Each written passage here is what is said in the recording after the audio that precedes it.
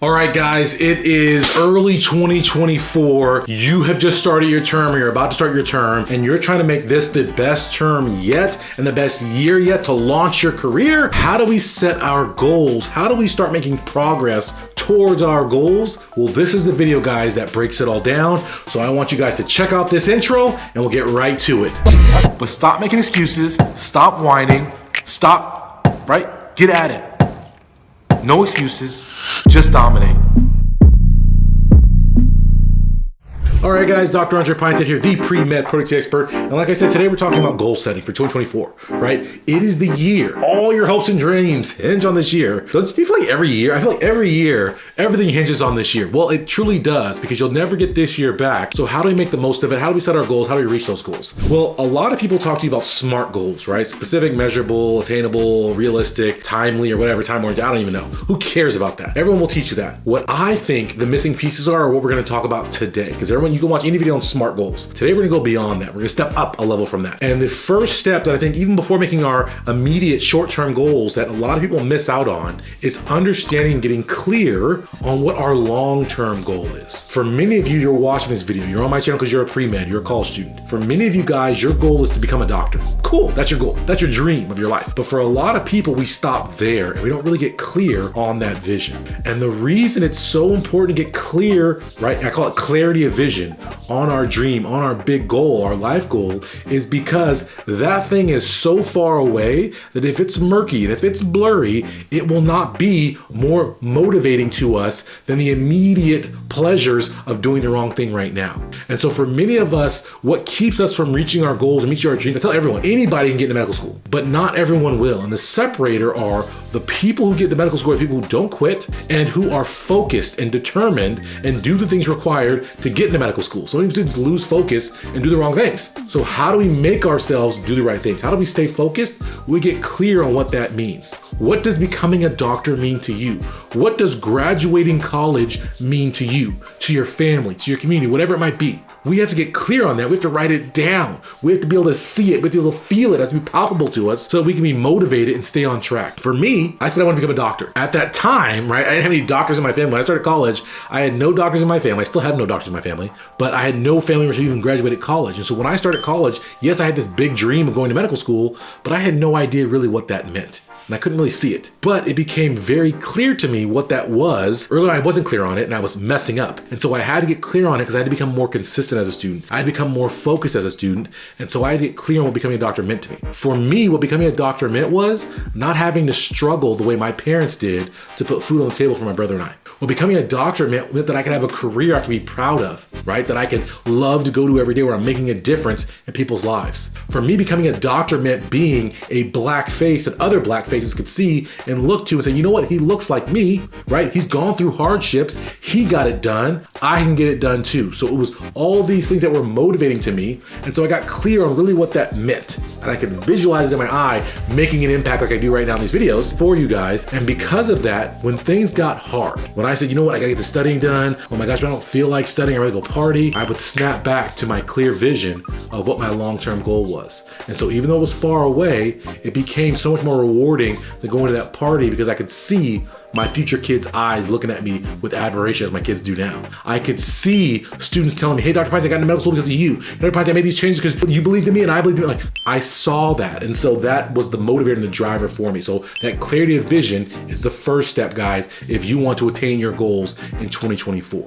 Now that we have that long-term clarity of vision, the second thing we must do is we must create landmarks. We must create goalposts along that journey. So now I have, if I'm, a college student, I say, okay, you want to be a doctor? That's 10 years away. Okay, I gotta go to residency. I go to medical school. Okay, I gotta get into medical school. Okay, so I gotta finish college. So now we can start marking out these big goalposts and landmarks of our lives. And then for each of those landmarks, we can then break that down further to see, okay, what goals should I have for this time period to be ready to advance and get to that goalpost successfully. And so for you guys as college students, as pre-meds, based off those landmarks, find those landmarks, identify them, and then say, okay, wait, what's the most current? We march it back, and what's the closest to us landmark we can identify, and how can we be ready for that landmark?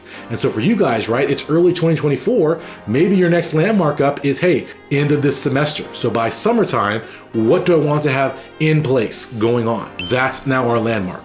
So now we set up goals for this period. What a lot of people make the mistake of doing when they make these goals is that they treat all these goals as equal. And what happens? We get overwhelmed. Well, I gotta do this, I gotta do this, I gotta do this, I gotta do this. No. We must stop that overwhelm. So what we must do before we make these goals is we must prioritize. We must say to ourselves, we must segment our lives and say, wait, for this time period, for this landmark, what is the priority? What is the central things that must be accomplished? One or more things. And then let's make all our goals centric to that. And then if we have time, if we have energy, if we have opportunities, then we'll get to some other goals that would be nice to have, but aren't must-haves. And there's a difference, right? When I was told by my freshman college counselor I would never get into medical school, I had to sit down and get that clarity of vision like I talked about. Then once I was clear on why it mattered so much for me to battle through it, I then set those landmarks up. And so here I am, right, going through my freshman year, and I'm ending my freshman year being told I'm going to flunk out of college. And I said, okay, listen, my next landmark up is that I need to do well this next sophomore year. And so I said, okay, listen, this is my next landmark, but school classes don't start for a couple months. What should I do in the summer? Well, in the summer, I need to be getting my study skills together. I need to be getting myself time managed and scheduled appropriately. So I spent a lot of time learning about studying, a lot of time learning about time management, a lot of time learning about how to make effective schedules. And then I started working my schedule, building my schedule in the summer, treating it like it was the fall semester, so the fall quarter. And so that way, when fall quarter started, I had already started progressing. And so when I reached that landmark post of starting the semester, I was ready. When I reached the end of that semester of being a great student, it all started because I mapped all these things out and I was clear on the priorities. Like, yes, I can get extracurriculars, I can do stuff, but no, for me, I gotta stay in school. I can't flunk out. So I'm gonna focus on the studying aspects. And so for you guys as students, you do the same thing. So let's just say right now, you're a junior in college. It's early in 2024. So if you're a junior this year, that means you'll be graduating end of 2025. Yay, hurrah! It's amazing, right? How do we make sure that we are in a position to graduate 2025 and that we can want to submit our application for medical school, maybe in middle 2025, that summer? If we're gonna be applying then or graduating then, that means we're gonna take the MCAT in the spring of 2025. Okay, so now I've got that on the calendar. Okay, now get ready for the MCAT. I'm gonna have to have focused time. I'm gonna have to have other obligations, extracurriculars off my plate. Okay, so I must make sure that I wrap up my research before then. But you know what? I also want to be present in my club. So maybe you say to yourself, okay, listen, that means in this next 6 months here in 2024, I'm gonna wrap up my research by the summer of 2024. That way, for my entire senior year, the research is already done. I got the publication, it's off my plate. For 2024, 2025, as I go up to graduation, I'm gonna be focused on being the club president. I'm gonna be focused on increasing my hospital volunteer hours so that way I have incredible stuff to write about in my application about my knowledge of what being a doctor is and my experience in the clinical setting. So we're gonna shift. So now in the 6 months, all research all the time after school. At the same time, I know the MCAT is coming up next year, so academically, my priority is to start creating some MCAT notes, to start thinking about the MCAT, to start improving my study skills such that when it comes time for the MCAT focused period time, I have some MCAT notes ready and I am a capable studier so that way I can sit down and learn things and be ready for the MCAT. And so we create these goals for ourselves. Does that make sense to everybody? Does it make sense to you right now? If you're enjoying this video, take a second, like this video right now, comment, let me know, hey, Dr. Brenta, I really like this. If you want more discussions like this, or if you have clear questions and you want some clarification,